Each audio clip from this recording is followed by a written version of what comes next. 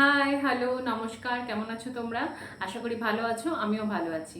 আজকে তোমাদের সাথে একটা কুকিজ রেসিপি শেয়ার করব, যাতে না থাকবে ময়দা, না থাকবে চিনি, না থাকবে কোনো রিফাইন্ড অয়েল, কিন্তু সেটা বাচ্চা থেকে বয়স্ক পর্যন্ত সকলেই খুব এনজয় করে খেতে পারবে। জানি জানি অনেকে ক্যাপশন দেখে বুঝেই গেছো আজকে কি দিয়ে কুকিজটা বানাতে চলেছি।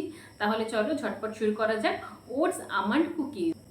ভিডিওটা শেষ পর্যন্ত দেখতে থাকো, লাস্টে থাকবে আমার দেওয়া একটা টিপস। ওটস দিয়ে কুকিজ বানাতে গেলে তোমাকে প্রথমে ওটসটা পাউডার করে আটা করে নিতে হবে। তারপর গুঁড়ো নিয়েছি, এখানে আমি কাঠবাদাম গুঁড়ো করে নিয়েছি, একটু কিশমিশ বেটে নিয়েছি, কয়েকটা পামকিন সিড আর বাটার। আচ্ছা, প্রথমেই আমাকে গুড়টা একটা বড় বোলের মধ্যে নিয়ে নিতে হবে। গুড় এখানে আমি 60 গ্রাম ব্যবহার করেছি, আর তার সাথে বাটার নিয়েছি, বাটার 50 গ্রাম নিয়েছি।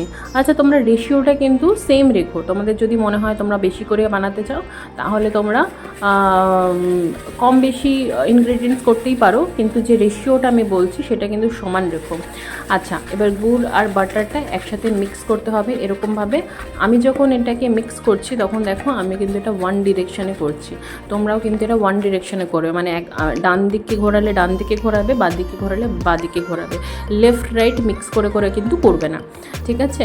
আর এরকমভাবে এই যে প্রসেসটা তোমাকে আমি দেখাচ্ছি, এটাতে অবশ্যই হয়তো তোমাদের হাত ব্যথা হয়ে যেতে পারে বা কষ্ট হতে পারে, বাট এই প্রসেসটা কিন্তু স্কিপ করলে চলবে না। এটা তোমাদের কন্টিনিউয়াসলি করে যেতে হবে প্রায় 4-5 মিনিট ধরে, যতক্ষণ না পুরো এই চিনিটা ক্রিমি টেক্সচারের হবে। যখন এটা পুরো ক্রিমি হয়ে যাবে বাটারের মতন, তখন আমি এখানে আমন্ড ফ্লাওয়ার দেবো।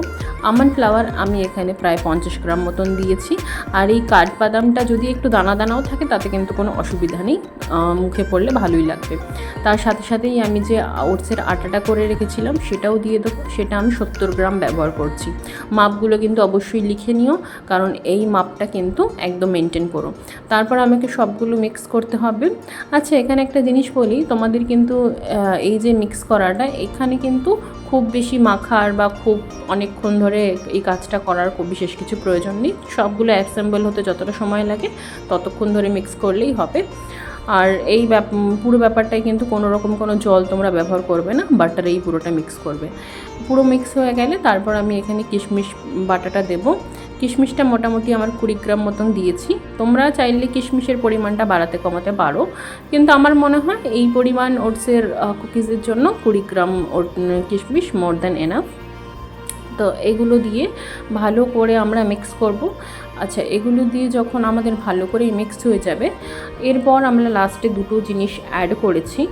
এই দুটোই কিন্তু সম্পূর্ণ অপশনাল, মানে কোনো ম্যান্ডেটরি নয়, এইগুলো ছাড়াও তোমরা করতে পারো।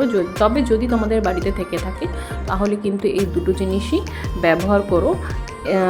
এতে তোমাদের কুকিজের ফ্লেভার এবং টেক্সচার দুটোই অনেকটা এনহ্যান্স করবে।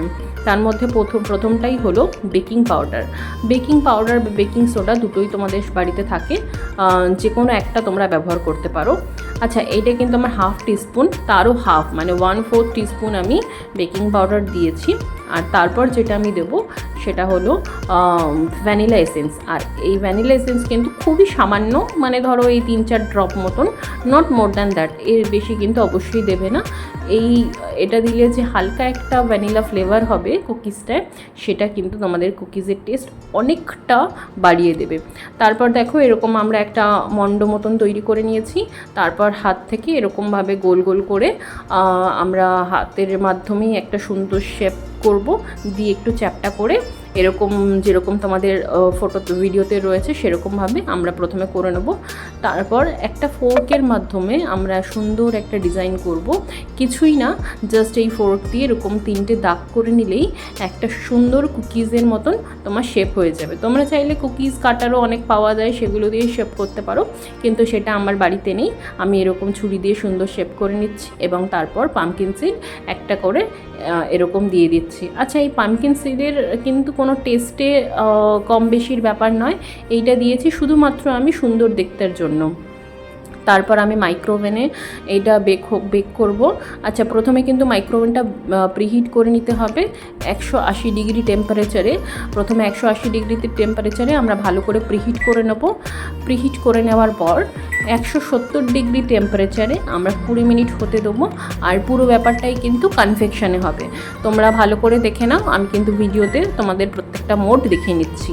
বেক করতে গেলে 170 ডিগ্রি টেম্পারেচারে 20 মিনিট।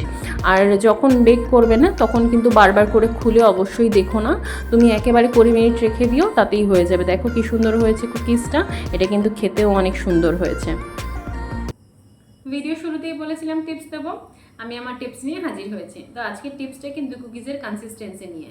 কি হয়, যদি তোমরা বেশি পরিমাণে কুকিজ করো, অনেক সময় দেখবে ডোটা একটু মাঝে মাঝে হয় টাইট, না হলে একটু বেশি নরম লাগে।